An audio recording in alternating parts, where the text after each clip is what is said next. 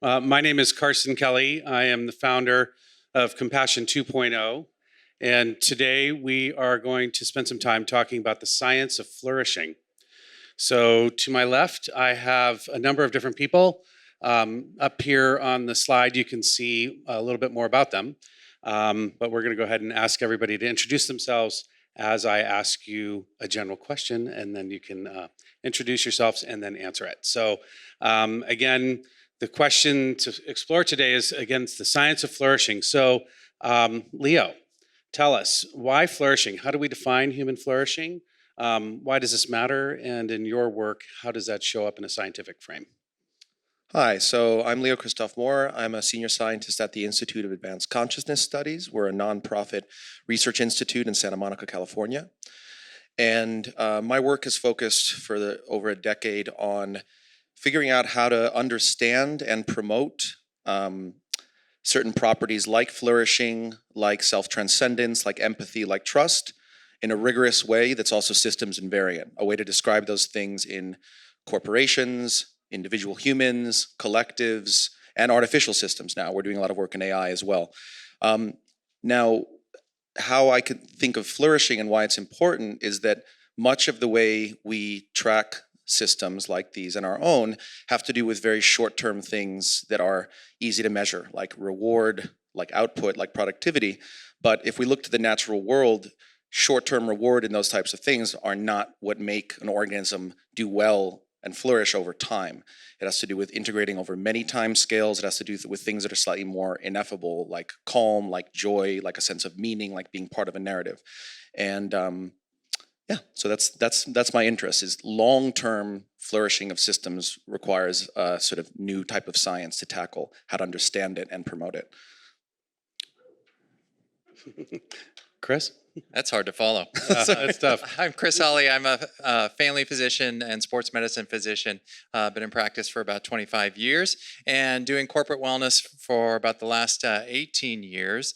And when I finished medical school, basically you get really well trained in how to get people from disease state to okay. But what if okay is just not that good? What if status quo isn't enough? And so I love this topic of flourishing and the science behind it. How can we move beyond just status quo to giving people their best lives possible? So thank you for having me. Thank you, everybody, and thank you for being in the room today. I'm Christine Hildebrand. I'm the founder of Cofinity, and we are a consulting company working at the intersection of strategy and consciousness. And I'd like to say that we help leaders solve the human challenges that are in the way of business growth. And why does flourishing matter? Well, why not? Number one, I think that we've been in a reductive system for some time, and we're all seeing the symptoms of that not working, both in human wellness and health, as well as planetary and climate wellness and health. And fundamentally, we need to unlearn a belief that came out of the industrial age, which is that human flourishing and commercial flourishing are not possible together. And they are possible together because at Cofinity, we believe that human beings are infinite creators. So how are we going to look at the future of what we're creating? And so I'm really happy to be here along with this esteemed panel about how we can reinvent and bring more opportunity to the future and flourishing. Awesome, thank you. Hi, I'm Xuan. I'm a social psychologist by training, and I'm also CEO and co-founder of Flourish Science, behavioral scientist at Stanford. So I love flourishing because it really helps people to rethink about the concept of well-being and happiness. Happiness is many people think it's fluffy. I really love the PERMA model of from Martin Seligman. Who knows the PERMA model? Have quite a few people. Awesome. I'm a big fan. So PERMA, P is positive emotions. E is engagement, R is relationship, M is meaning and purpose, and A is achievement. It really allows people to look at well-being human flourishing through different lenses, and you can even dial it up, dial it down. Different people might be prioritizing different things at this moment. So really have this kind of holistic foundation for us to think about well-being. And one last thing we often talk about is happiness is a skill, or flourishing is a skill. Well, it's not just a state. It's, maybe sometimes you have meaning, maybe a few years later, your meaning is, kind of, you lost your meaning and you're looking for a new meaning. So what I really love is about learning the skills of flourish. And that is a skill that schools are not teaching us, but that's certainly something that lays the foundation for a good life. Yeah, thanks. And I want to just echo something Christine said, or actually maybe Xuan said it.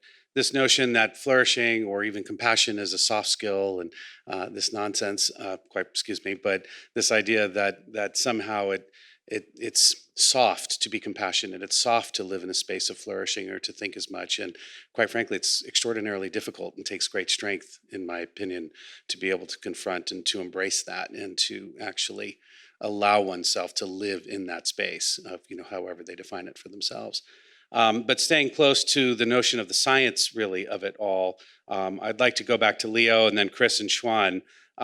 Leo, tell us a little bit about E4 and just generally what is your perspective in the scientific sense of what are the elements of flourishing that your neuroscience work is addressing or looking at? Right, so we take inspiration from models of the natural world, and not only how do organisms and collectives organisms flourish over time, but also how do systems flourish over time. And we take a lot of our inspiration from basically the study of allostasis. So allostasis is how does an organism keep itself in the best viability ranges and predictively do so in response to dramatic uncertainties and changing futures, right? Which is what all of us are trying to do, is flourish also and maximally anticipate dramatic uncertainties, right, and unpredictability. And the ways that we do that, the way we try to formalize that for systems, whether they be artificial or biological or organizations, is trying to integrate from the individual system level over many different scales of time and scales of space, which is basically the same thing. It's scales of causality. So if you optimize for short scales, which is often the case, you end up with very self-preserving, often sociopathic behavior. It doesn't take into account that sometimes you have to forego a short-term reward to obtain a long-term one. Conversely, if you're optimizing just for long-term rewards, there's so much uncertainty there that you may be foregoing short-term joy and reward and actually shoot yourself in the foot. So it's really about maximally integrating over multiple time scales, and this is something that organisms do very elegantly, and that's what we need to take inspiration from. And also optimizing across spatial scales, so optimizing across the immediate organization and like the body, but then also the immediate network and outwards. And same thing is you optimize just for yourself, very selfish behavior. Optimize just for the collective, very self-defeating behavior. So it's optimizing across multiple scales. And then there's also the relational component between systems, and that's where we bring in things like trust, right? It's been, like as Carson alluded to, there's been this overemphasis on competition and selfishness. Is that just going to magically produce good systems? And if we look to nature, that's very much not the case. A better look at nature shows that yes, there's destruction and competition, but also mutualism actually prevails. It's by and large the dominant attractor in nature, and so we need to foster that in systems as well. And the way we do that is fostering trust. And trust requires, predictability and compatibility and benevolence over time, and it's something that's slowly built and that is fostered, and it ultimately allows organisms to prosper and work more efficiently over time. It's riskier, right? You could imagine it's easier to control or surveil people, but that's so energy and efficient over time, it tends to break down, as we've seen in authoritarian governments. So yeah, and that's kind of how we approach it. Yeah. Optimization over different scales and fostering trust. Yeah, in a rigorous way. Yeah.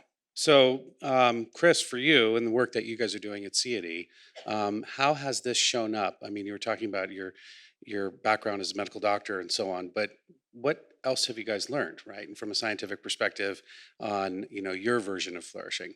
Sure. What we first started out doing is how do we operationalize whole person health? So whole person health has been talked about for 100 years or so, but it's just not been operationalized. So my longtime partner in crime or partner in practice, Sam Romeo, who's out there, 20 years ago, we started putting together all the available evidence to make a whole person model. We all have a world, and there's all sorts of lifestyle practices that we have in our world that contribute to our health. We're like ogres. We have, like Shrek was right, we have layers. So our outer layer is our world. Our second layer is our body. Third layer is our mind. Our fourth layer is our spirit, which can be inspired on our best days and best moments and crushed on the next. And we developed a really sophisticated 150 evidence-based point assessments that we did first in the office and then in corporate wellness, which sounds fantastic. It didn't move the needle at all for our patients. And what we realized is, we don't have an information problem. We have an inspiration and a meaning and purpose problem. And we were missing the core of what makes a human, and developed a system to help map the core values of each individual person, and validated this, published this in the Journal of Personality Assessment. So within 5 to 7 minutes, we can help someone discover their core values. Why is that important to human flourishing? There's a whole body of research that we were not exposed to in our medical training, that if you know who you are at your core, so I'm vision, innovation, spirituality, and creativity, when I live that out, or you live out yours, and there's 37.9 million different possibilities of who you could be at your core, if you live that out, 3 predictable things happen. Your well-being goes up, your stress levels go down, and your performance goes up in work, school, in sports, which is why we work with all those 3 sectors, because as humans, we all kind of need the same thing, a really practical, scientifically driven roadmap. Who am I? How do I live that out? Oh, very cool. Xuan, tell us a little bit too about your work in the sense of how you've been approaching the concept of flourishing. Yep. So I just mentioned the PERMA model. One thing that I really love is, there are 5 letters. Maybe we teach in our workshops and in our product, we have all 5 different letters. But my personal favorite is, if I can choose, P, which is positive emotions, and R, which is relationship. A relationship because truly there is so much research showing that satisfying relationship is the single biggest predictor of a happy life. There's this Harvard study of human development tracked people for 80 years and found that this predicts a good life, a sense of life satisfaction more than wealth, more than IQ, more than genes. So relationship is really important. And the reason why I talk about relationship and positive emotions is, even though oftentimes people think about happiness as an individual emotion, but actually it's not. Relationship amplifies happiness, and happiness also, creates better relationship. So some of my research published in different journals and also covered in different media outlets, it's about how we underestimate the joy and the positive emotions we can bring to each other. For example, we underestimate how much our positive words, our compliments, how that make another person happier. And we compliments, everyone know that people feel good, but we just underestimate how much our words matter to other people. And I also have research on how we underestimate how happy other people are to give help. So sometimes we struggle to ask for help, and the reality is asking for help unlocks a moment of positive connection. But oftentimes people don't think about that. So that's covered also in New York Times.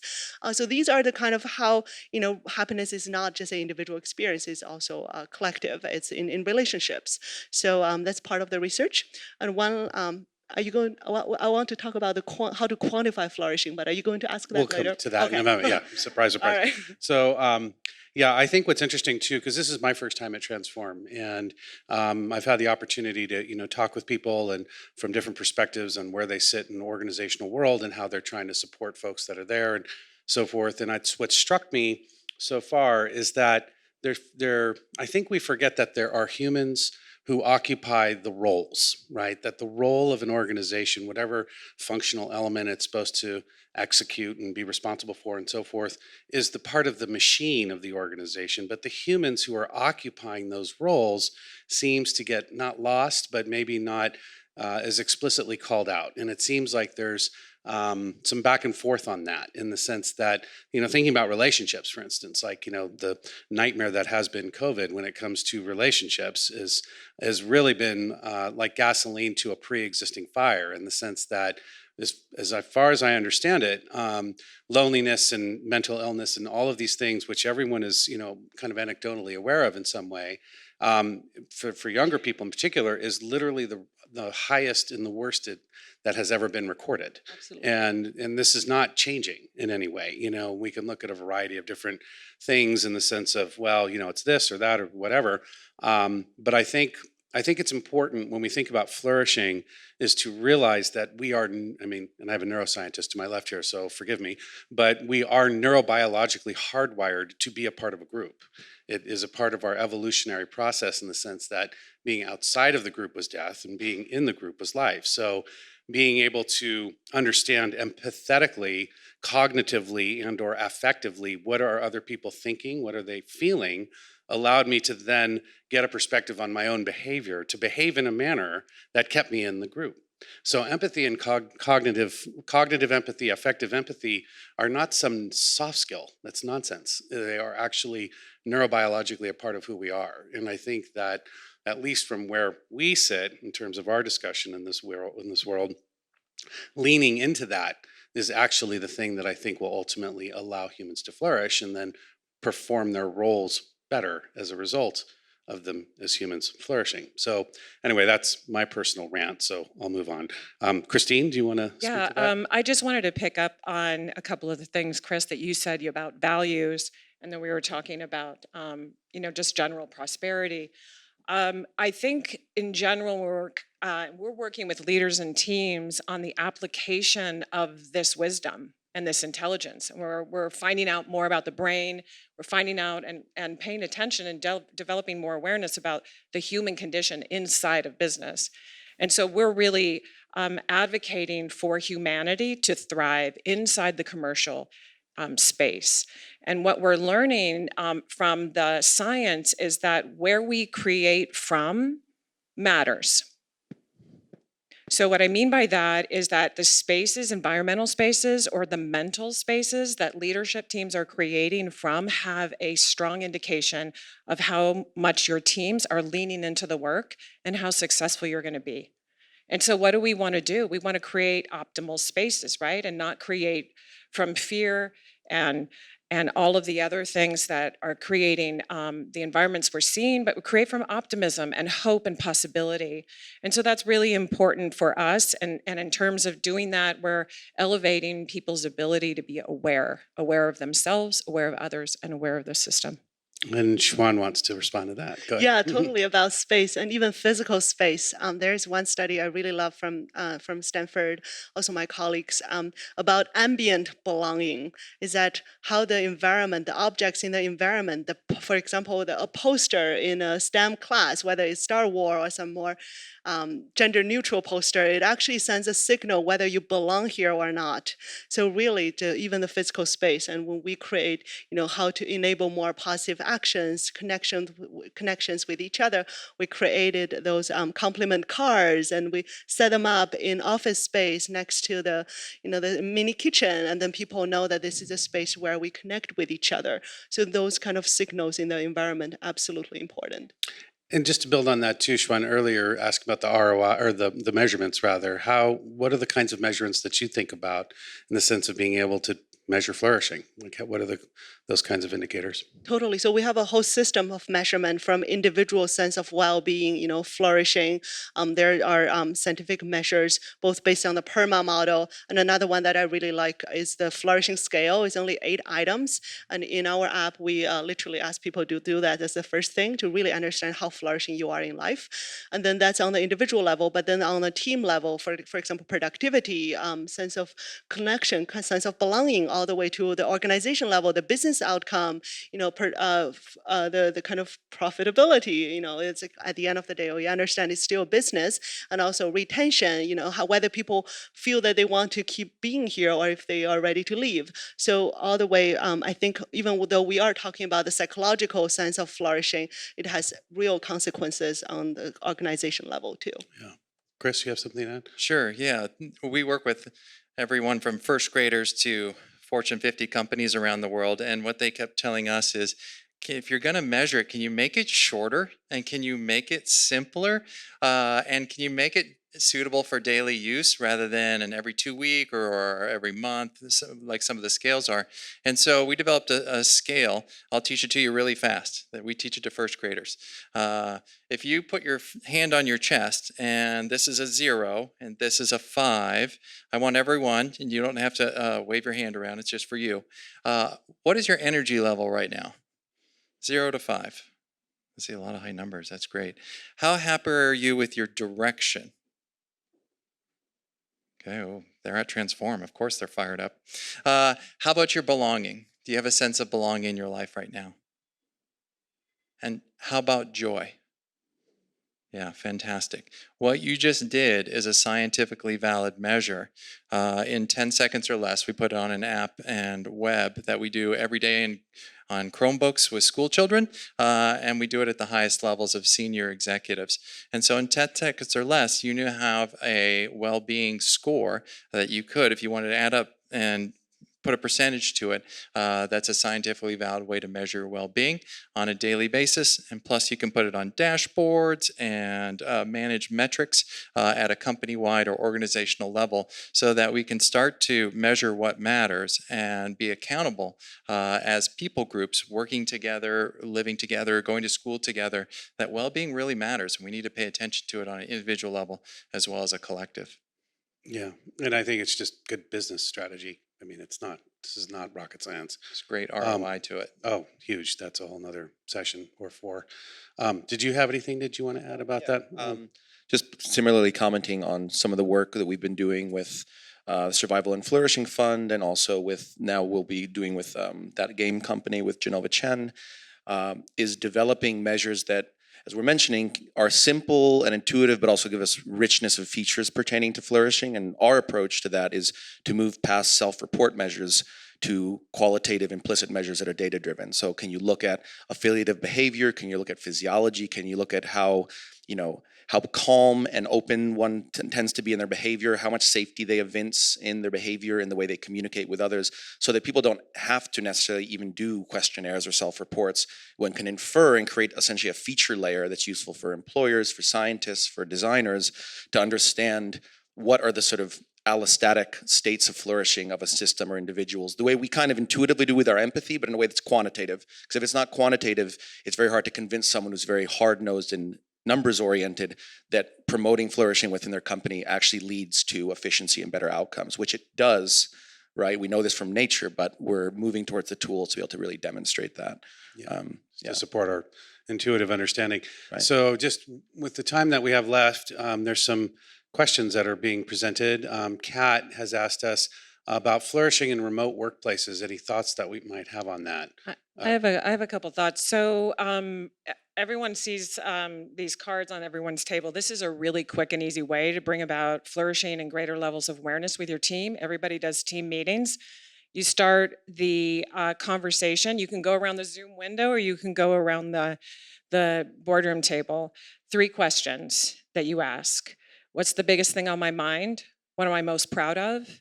And what do I need help with? And typically those questions will start to unlock deeper meaning and deeper sense, because we all want to share. We want to share about not just how our weekend was, but we want to share what we're coming into the meeting with, what we need help with, and how do we work on collaboration and better cross-functional relationships. So this definitely flourishing in a remote workplace in terms of really digging into more of the deeper connection points between humans is really important. Yeah, I literally recently gave a 1-hour workshop on flourishing in remote workplaces at Salesforce. So to boil it down, there are concrete activities people can do in group meetings, in one-on-ones, and in their personal practice. So yeah, a lot. Chris? The other thing we do is once we map people's core values, is we have them post them on the background of their Zoom so that you can see, okay, if I'm vision, innovation, spirituality, and creativity, and your tradition, security, something quite different, I need to know and you need to know me, that we might have very different value sets at play and very different perspectives. And how can we create those those win-wins. We find that nothing accelerates relationships faster than making the invisible thing called our values visible, so they're real and present in conversations. It works even better remotely sometimes. Great. We just have 4 or 5 more minutes left here. Another question. Some employees seem to flourish when playing the role of skeptic or detractor to give themselves a sense of purpose. Any tips on managing through that? Leo? Something that speaks to that, and also to both questions 1 and 2, and question 4 as well, is that one of the elements of flourishing is feeling, and this is known to be the case for reversing depression and helping people, behave optimally, is the feeling of being embedded in a large-scale narrative, something to look forward to, a narrative that gives meaning to one's life. Like it's been often said, people don't seek truth, they seek meaning. And providing a sense of meaning means providing someone a narrative. So for example, having someone flourish when they like to play the role of skeptic or detractor is kind of like shadow work, like Jung talks about, is put that role in the service of a larger enterprise. Like, yes, it's great that you're a skeptic, you're a detractor, you make the project stronger and make them aligned in that ultimate value. Put their demons to work, is how I would tend to put that. So, yeah. Xuan? Yeah, I think when people play skeptics, it's because they want to be heard and be appreciated, and I think we all want that kind of being heard. So when I was at Chicago booth during my postdoc, I also worked with the Second City, and we created workshops that create this activity called Thank You Because. So when you and another person has a disagreement or different opinions or different backgrounds, you tell the other person thank you because what you appreciate about them, and that immediately arm the other person, because you not only are hearing but also telling them what you appreciate about them, and then we find that to be a really effective way to pull people in, so to really satisfy the kind of relationship need and the sense of competence that they desire to be affirmed. A lot of questions coming in. This is interesting. Is trust just a social aspect to build upon to flourish, or do we just do or just be to flourish? Ants just work, bumblebees just fly. Anybody want to speak to that in any way? Well, I think the thing that's so different about us as humans is we behave sometimes not as uniformly or as synchronously as bees and other animals. And that's why we like to have the value visibility, because we can come into conflict with our whats and our hows, but we don't often know why and where that comes from in the person. And so to get that flourishing, to get that meaning, understanding each other at that value level really helps give us a chance towards alignment. There's another question here that's popping out. What are some practical ways to promote flourishing in organizations? For example, how can processes be altered so that put human flourishing at the forefront? We created a value generating framework that is a new business model that basically solves for both human and commercial flourishing. And one of the ways that we do that is we anchor to purpose and we anchor to values. And Kristen, you and I have had a lot of conversations about that. And a lot of times the leadership team and a culture will not necessarily have the mindsets and be practicing mindsets and behaviors of their values. And so flourishing can originate from where an organization is in terms of how you're living and experiencing proof points to the inherent values of your organization. And then from there, leadership team principles and agreements about ways of working together have to be defined. And in that system, the skeptic will kind of resolve itself, because if there's agreements among the leadership team, then we are all agreeing to act in a certain way, treat each other in a certain way, and model the values and principles and the reason for being of the organization.